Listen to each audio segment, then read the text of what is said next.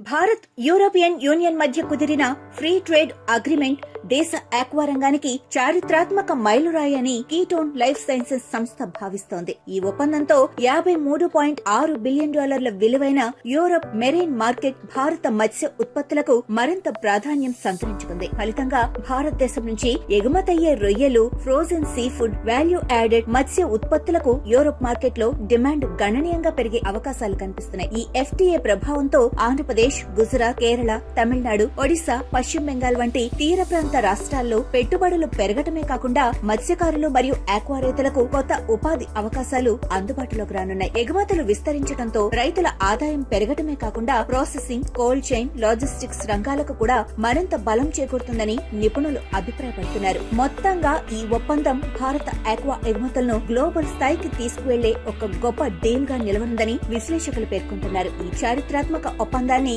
సాధ్యమయ్యేలా చేసిన భారత ప్రధాని నరేంద్ర మోడీకి మరియు భారత విదేశాంగ శాఖకు దేశవ్యాప్తంగా ఉన్న ఆక్వా రైతుల తరపున కీటోన్ లైఫ్ సైన్సెస్ హృదయపూర్వక కృతజ్ఞతలు తెలియజేస్తోంది. ఈ ఎఫ్టీఏ భారత మత్స్య రంగాన్ని గ్లోబల్ స్థాయిలో మరింత బలపరుస్తుందని, రైతుల భవిష్యత్తుకు దృఢమైన పునాది వేస్తుందని ఈ సందర్భంగా కీటోన్ లైఫ్ సైన్సెస్ సంస్థ విశ్వాసం వ్యక్తం చేసింది.